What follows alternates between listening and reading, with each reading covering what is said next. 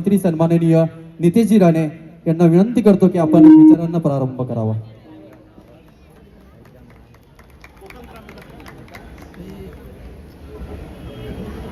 कोकण ग्राम विकास मंडळ आयोजित मालवणी महोत्सव 2026च्या या कार्यक्रमाच्या निमित्ताने मंचावर उपस्थित असलेले विधिमंडळाचे ज्येष्ठ आमदार, भारतीय जनता पक्षाचे नेते सन्मान्य संजय केळकर साहेब, नगरसेवक सन्मान्य सीताराम राणेजी, वैभव कदम, सन्मान्य वैभव कदम नगरसेवक, सन्मान्य विकास पाटील नगरसेवक, सौ आशाताई देवसिंग नगरसेविका, सौ साळवी मॅडम महिला मोर्चाच्या अध्यक्षा, आमच्या वाघेरी गावाचे माजी सरपंच सन्मान्य संतोष राणे, सन्मान्य समर्थ नाईक, व्यासपीठावर उपस्थित असलेले अन्य सर्वच प्रमुख मान्यवर, भारतीय जनता पक्षाचे आमचे सर्वच सन्मान्य पदाधिकारी, उपस्थित असलेले सर्वच वडीलधारी मंडळी, बंधू भगिनींनो आणि माझे सर्व तरुण मित्रांनो, आमच्या सीताराम राणेजींच्या नेतृत्वात होत असलेल्या मालवणी जत्रोत्सवाला, मालवणी महोत्सवाला मी आवर्जून माझ्या शुभेच्छा देण्यासाठी इथे उपस्थित आहे। सर्वात प्रथम मी इथे उल्लेख करेन की मी इथे नितेश राणे म्हणून नाही, पण राणे साहेबांचा प्रतिनिधी म्हणून मी इथे आलेलो आहे। मी काल राणे साहेबांना घरी असताना उल्लेख केला की सीताराम राणेजींचा मालवणी महोत्सवाचं आमंत्रण आलंय। उल्लेख करेपासून निघेपर्यंत किमान 5 ते 6 वेळा मला आठवण करून दिलेली आहे। आताही दुपारी निघत असताना माझी संध्याकाळी स्वीडनचे काही लोक आलेले मुंबईला आणि माझी आता संध्याकाळी त्यांच्याबरोबर भेट होती। तर घरून निघताना मी सांगितलं जरा काही भेटी आहेत, मग स्वीडनचे काही लोक आलेले आहेत, त्यांना भेटायचं आहे। साहेबांनी जाताना सांगितलं हे स्वीडन सोड, पहिलं सीताराम राणेंच्या इथे जाऊन ये आणि मग मला फोन कर। मला एवढा जिव्हाळा आणि नातं ह्या कोकणातल्या जनतेबरोबर, आमच्या सीताराम राणेजींसारख्या असंख्य कार्यकर्त्यांबरोबर आमच्या राणे कुटुंबाचा आज वर्षानुवर्ष आमच्या सीताराम राणेजी हे मालवणी महोत्सव इथे आयोजित करतात। आणि ह्यावेळी तर खास आहे, कारण का यावेळी आमचे सीताराम राणे त्या नावापुढे नगरसेवक पण लागला असल्यामुळे त्यांना खास शुभेच्छा देण्यासाठी आवर्जून आलेला आहे। मला आठवतं त्यांच्या प्रचाराच्या निमित्ताने केळकर साहेब पण होते आणि आम्ही सगळेजण ते अशा आगळ्या वेगळ्या कुठली तरी गाडी आणलेली तेव्हा, आणि एवढं गोल गोल गोल गोल फिरवत होते। मी त्यांना सांगितलं हे संपणार आहे की नाही, पण शेवटी मला उतरवलं। पण तेव्हाच पूर्ण वातावरण बघितल्यानंतर मला एवढा विश्वास वाटला की निकाल लागल्यानंतर आमचे सीताराम राणे नक्की निवडून येतील आणि आपण सगळ्यांच्या आशीर्वादामुळे आमचा हक्काचा माणूस आज ठाणे महानगरपालिकेमध्ये उपस्थित आहे। यासाठी तुमच्या सगळ्या जणांचा मनापासून मी आभार मानतो। शेवटी कोकणातले माणसं जिथे जिथे आहेत, आम्ही गाव सोडून शहरांकडे आलो रोजगाराच्या निमित्ताने, नोकरीच्या निमित्ताने, आणि आज मुंबई, ठाणा, कल्याण, डोंबिवली आजूबाजूच्या परिसरात राहिलो असलो तरी आमच्या सगळ्यांमध्ये असलेला संवाद, नातं, गावाकडे गेल्यानंतर आठवणीने एक दुसऱ्याला फोन करणं, विचारपूस करणं, हे आम्ही आताही कोणीच आपण सोडलेलं नाही। आणि सन्मान्य राणे साहेब आणि आपल्या सगळ्या जणांचं ते एक अटूट नातं आहे। राणे साहेबांनी आपल्या राजकीय प्रवासामध्ये कोकणातल्या जनतेसाठी जे काही योगदान दिलं, जे काही विकासासाठी प्रयत्न केले, मी आणि निलेशजी नेहमी सांगतो की नवीन माणसं जोडण्यापेक्षा राणे साहेबांनी, सीताराम राणे साहेबांसारखे जोडलेली माणसं यांना जोपासणं आणि सांभाळणं हे आमच्या दोघा जणांचं काम आहे आणि म्हणून आवर्जून इथे उपस्थित आहे. आजच सकाळी मी केळकर साहेब, मी मुंबईच्या महापौरांना एक पत्र लिहिलं आहे. मुंबईच्या महापौर पण आमच्या कोकणातल्याच आहेत, ऋतू तावडे, आमच्या पेंडूर गावाचे आहेत, मला वाटतं मालवण. आणि कुठे खारेपाटण, म्हणजे दोन्ही बाजूने आमच्याच आहे. आणि त्यांना पत्र लिहिलं की मॅडम, आपण कोकणातले आहात, आज आपण मुंबईतल्या राहणाऱ्या कोकणातल्या जनतेचे आशीर्वाद घेऊन आज आपण महापौर झालेला आहात. आज मुंबईत कोकण आणि कोकणात मुंबई हे समीकरण वर्षानुवर्ष आपण पाहतो, पण मुंबईतला राहणारा, ठाण्यातला राहणारा, कल्याण डोंबिवलीतला राहणारा जो आपला कोकणातला माणूस आहे, त्याच्यासाठी हक्काचं एकही कोकण भवन आजपर्यंत आपण या शहरामध्ये उभं करू शकलो नाही. ज्या वास्तूमध्ये कोकणातला माणूस गेल्यानंतर आपली खाद्य पद्धती, आपली खाद्य संस्कृती, आपली एकंदरीत भजन संस्कृती असो, आपले नाट्य, विविध आपल्या दशावतार सारखी नाटकं असतील, की आपल्या विविध खाद्य पदार्थ जे आपल्याला भेटतात, जे असंख्य ह्या बचत गट स्टॉलमध्ये आपल्याला उपलब्ध होतील, या सगळ्याचा एक केंद्र म्हणून आणि त्याबरोबर आपले जे मुलं मुली जे इथे शिकतात किंवा जे गावावरून जे आपण काही लोक कधी कधी नातेवाईकांना भेटायला येतो, आपलंही हक्काचं त्या त्या शहरामध्ये कोकणातलं भवन असलं पाहिजे, ह्या संबंधितची मागणी मी मुंबईच्या महापौरांकडे केली आहे. म्हणून आता मी केळकर साहेबांनी पण हेही सांगितलं की साहेब, मुंबईमध्ये तर होणार आहे, तुम्ही आणि आता सीताराम राणेजी आमच्या ठाण्यामध्ये पण हक्काचं कोकण भवन उभं करा, हे मी आवर्जून तुम्हाला ह्या निमित्ताने सांगतो. राणे साहेब, तुमची जबाबदारी ह्याच्यामध्ये दुप्पट आहे. तुम्ही महापालिकेमध्ये बोला, पाहिजे आयुक्तांशी मी स्वतः बोलतो, मी मुख्यमंत्री साहेबांशी बोलतो. कोकणातल्या माणसाचं ह्या शहरांमध्ये असलेलं योगदान, मग मुंबई असो, ठाणे असो, कल्याण डोंबिवली, कुठल्याही शहरामध्ये कोकणातल्या माणसाच्या शिवाय मुंबई, ठाणा हे आजूबाजूचे परिसर चालूच शकत नाही असं मानणारे मी तुम्ही आहे. आज मी एकंदरीत मंत्रालयाचा हिशोब घातला, विधिमंडळातला हिशोब घातला, प्रत्येक दुसरा माणूस आमचा कोकणातला भेटतो आम्हाला. एक गावातला इथे ओळख देतो, दुसरा मालवणीमध्ये हाक मारतो, दुसरा काहीतरी वेगळं बोलतो.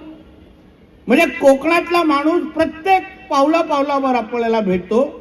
म्हणून त्याची काळजी घेणं, त्याला ताकद देणं हेही लोकप्रतिनिधी म्हणून आपल्या सगळ्या जणांचं काम आहे. म्हणून येणाऱ्या कालावधीमध्ये ह्या शहरांमध्ये महापालिकेच्या माध्यमातून चालणारं किंवा भूखंडावर असलेलं हक्काचं कोकण भवन हे आपल्या ठाण्यामध्ये पुढच्या 5 वर्षामध्ये उभं राहिलंच पाहिजे, हे आवर्जून तुम्हाला या निमित्ताने सांगतो. आवर्जून ही मागणी आहे आणि हक्क आहे आणि आपला हट्ट पण आहे, असलाच पाहिजे. त्याशिवाय आपल्या सीताराम राणेजींना सांगेन, तुम्ही गप्पच बसू नका. पुराचं सभागृह पाहिजे डोक्यावर घ्या, शेवटी आपल्या रक्तातच आहे. आम्ही बघा कुठेही असलो तरी काय घाम काढण्याशिवाय गप्प बसत नाही, राणेंचे गुणधर्म आहे ते.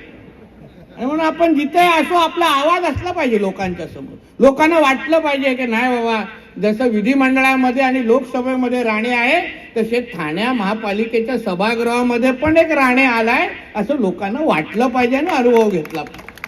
तसं आपण दणानून सोडाल असं माझा ठाम विश्वास आहे. आणि म्हणून या सगळ्या गोष्टी आपण नजरेसमोर ठेवून आमच्या सगळ्यांची अपेक्षा आहे. राणे साहेब नेहमी म्हणतात, या शहरांच्या विकासामध्ये, जडणघडणमध्ये कोकणातला माणूस कुठे आहे, आपलं योगदान काय आहे, ह्याचा विचार करून आपण ह्या सगळ्या महोत्सवांच्या निमित्ताकडे पाहिलं पाहिजे. आज जवळपास 70 स्टॉल आहे, त्याच्यामध्ये अन्य भाषिक लोकांचे पण स्टॉल आहे, अन्य जिल्ह्याचे पण स्टॉल आहे, पण प्रामुख्याने आपल्या कोकणातले स्टॉल आहे. प्रत्येकाचा आज ही संधी राणे साहेबांनी, सीताराम राणेजींनी का दिली याचा विचार करून आपण स्टॉलकडे पाहिलं पाहिजे. बाजारपेठ उपलब्ध करून आपल्याकडे असलेला जो माल आहे तो जास्त जास्त लोकांकडे गेला पाहिजे, ह्या दृष्टिकोनातून आपण त्या स्टॉलमध्ये उभं राहिलं पाहिजे.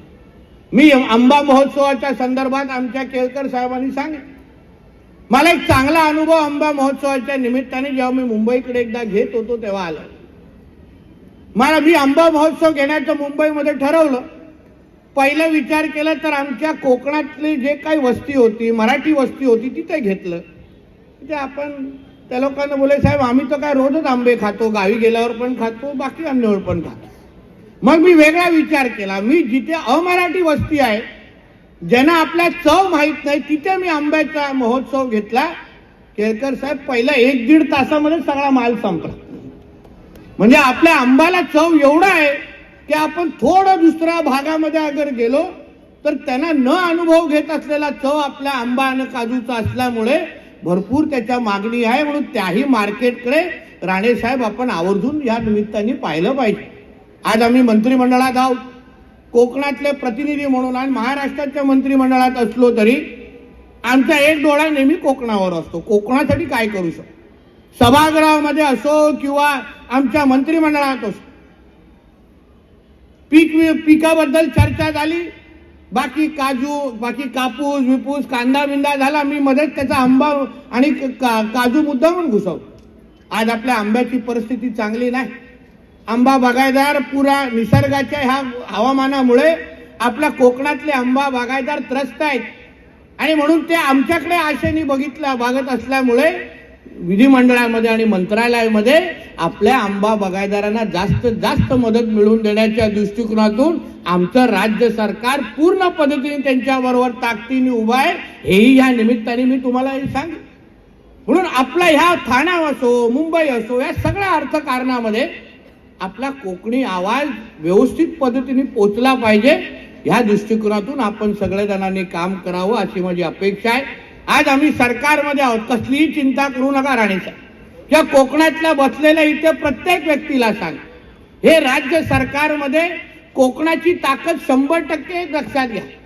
कारण का मुंबईपासून ते तळ कोकणापर्यंत, सिंधुदुर्गापर्यंत सगळेचे सगळे आम्ही महायुतीचे आमदार आणि खासदार आहोत. एक चुकून ते आपल्या चिपळूणमध्ये कोणतरी 1200 मतांनी निवडून आलेत विरोधकांचे, बाकी लाईनीत आम्ही आहोत. एवढी पूर्ण ताकद अगर राज्य सरकार म्हणून राज्य सरकारमध्ये आपली असताना कोकणातल्या माणसांनी जास्तीत जास्त स्वप्न बघावे आणि पूर्ण करण्याची जबाबदारी ही आमच्या सगळ्यांची असेल, हा विश्वास तुम्हाला मी आजच्या निमित्ताने देणार आहे. चांगल्यातल्या चांगल्या नोकऱ्या कशा उपलब्ध राहतील, चांगल्यातली चांगली तरुणांनी संधी कशी भेटेल, ह्यासाठी आम्ही 24 तास काम करतो. आमच्या इकडे रोजगाराचा प्रश्न फार मोठा आहे, नोकऱ्यांचा. आम्ही तिथे गेलो तर लगेच रोजगाराच्या संदर्भात बोलतो की साहेब आमची मुलं शिकत नाही, आमची मुलं शिकलेली मुलं घरी बसलेली आहेत, काही मुंबई पुणे ठाण्याकडे जातात, आमच्या गावाकडे थांबली पाहिजे. याही दृष्टिकोनातून राज्य सरकार म्हणून असंख्य चांगले विषय आणि प्रकल्प आम्ही आणू पाहतो. आणि म्हणून आपल्याला सांगतो की आपण ठाण्यामध्ये राहत असताना कोकणी माणसांनी पण जे जे आपले प्रश्न राज्य सरकारचे असतील, जे जे प्रश्न किंवा जे जे विषय आपल्याकडे असतील ते हक्काने आपण आमच्यापर्यंत पोचवावे. पूर्ण करण्याची जबाबदारी सीताराम राणेजींची जशी आहे तशी नितेश राणेची पण आहे, हाही विश्वास तुम्हाला मी आजच्या निमित्ताने देणार आहे. आज एक चांगला उपक्रम आमचे सीताराम राणेजी 27 वर्ष घेत आहे. पूर्ण वातावरण पाहिल्यानंतर 27 वर्ष एक कार्यक्रम घेणं असं सोपं नाही. काही लोक 3-4 वर्ष घेतात आणि गाडी बंद पडते. ही 27 वर्ष सलग आमचे सीताराम राणेजी काम करतात.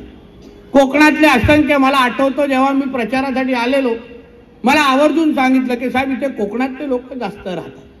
आता राणे साहेब आपल्याला निवडून तर दिलंय, आता 5 वर्षानंतर जेव्हा परत एकदा तुमच्या प्रचाराला येईल तेव्हा लोकांनी स्वतःच सांगितलं पाहिजे की साहेब प्रचार पण करू नका, पुढचे 25 वर्षासाठी हाच आम्हाला नगरसेवक पाहिजे, असं हक्कानी लोकांनी तुमच्यासाठी सांगितलं.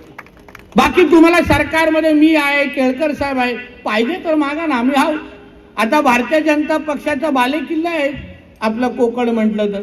कोकणातला कुठलाही आमदार हा भारतीय जनता पक्षाच्या शिवाय येऊच शकत नाही, एवढी ताकद आमच्या भारतीय जनता पक्षाची आहे कोकणात. म्हणून त्याची तुम्ही चिंता करू नका. तुम्हाला जी ताकद राज्य सरकार म्हणून तुमच्या मागे उभी करायची आहे ती उभी करण्याची जबाबदारी माझी आहे. तुम्ही फक्त आमच्या कोकणातल्या जनतेची सेवा करा, जास्तीत जास्त त्यांचे प्रश्न सोडवा. ठाणे महापालिकेच्या माध्यमातून जे जे आमच्या तरुणांचे प्रश्न आहेत, जे जे 2 हाताला त्यांना काम देऊ शकतो, जसं तुम्ही ह्या मालवणी जत्रा उत्सवाच्या निमित्ताने त्यांना आता बाजारपेठ मिळवून दिली आहे, तसं ठाणे महापालिकेच्या माध्यमातून आमच्या कोकणातल्या तरुणांना उद्योग धंदे व्यवसाय कसे उभे करून देऊ शकता यासाठी पण काही संकल्पना मांडा. यासाठी पण बजेटमध्ये काही तरतूद करून घ्या आणि मग तिथे पाहिजे तर आपण ताकद एकत्र पद्धतीने लावू. म्हणून ह्या सगळ्या गोष्टी बोलत असताना आमच्या सीताराम राणेजी असो किंवा आमचे वाघेरीचे संतोष राणे, हे आम्ही सगळेजण सिंधुदुर्ग असो का इथे, आम्ही सगळेजण एक दुसऱ्याशी संलग्न राहून संपर्कात राहून वर्षानुवर्ष खांद्याला खांदा लावून काम करणारे आम्ही सगळे कोकणाच्या विकासासाठी झटकणारे कार्यकर्ते आहोत. आमची अपेक्षा एवढीच आहे की आम्ही ज्या पदावर आज आहोत, जे नावापुढे आमदार लागले, मंत्री लागले, नगरसेवक लागले, ही ओळख ही फक्त आमच्या कोकणातल्या जनतेमुळेच आहे. हे भावना आमच्या सगळ्यांची असल्यामुळे तुमची सेवा करणं हे आमचं कर्तव्य आहे, लक्षात घ्या. आणि म्हणून हक्काने तुम्ही काही गोष्टी आम्हाला सांगावं एवढीच विनंती ह्या निमित्ताने सांगतो. आणि केळकर साहेबांनाही सांगतो की साहेब, आमचे सीताराम राणेजी आता निवडून गेले आहेत, कुठली तरी चांगल्या समितीमध्ये त्यांना आपण बसवावं, जेणेकरून काम करण्याची अजून चांगली संधी भेटेल. अजून ऑन रेकॉर्ड सांगतो, जेणेकरून जर सांगतील की फोनच लागला नाही असा विषयच राहत नाही. आणि केळकर साहेबांनी मनात आणलं आणि वरती राणे साहेब, मी, आम्ही सगळे आहोत मागे. राणेंच्या मागे ताकद उभी करण्याची गरज, आम्ही सगळे राणे त्यांच्या मागे उभे आहोत. फक्त केळकर साहेब, आमच्या माणसाची काळजी घ्या, ताकद द्या. मी तुम्हाला विश्वास देतो, कामामध्ये कुठेही कमी पडणार नाही, असे आमचे सीताराम राणे काम करून दाखवतील, हा विश्वास या निमित्ताने मी व्यक्त करतो. परत एकदा सीताराम राणेजी, आपण इथे बोलवलं, राणे साहेबांबद्दल एवढी आठवण त्यांनी तुम्ही सांगितलं, तुमचे मी मनापासून मी आभार मानतो. ह्या वर्षी चुकला असला तरी पुढच्या वर्षी राणे साहेब नक्की तुमच्या मालवणी महोत्सवाला येतील, उपस्थिती लावतील आणि 1 के साथ दूसरा भी फ्री मिलेगा, म्हणून मीही त्या निमित्ताने निश्चित पद्धतीने येईल एवढं सांगतो आणि इथेच थांबतो. जय हिंद, जय महाराष्ट्र.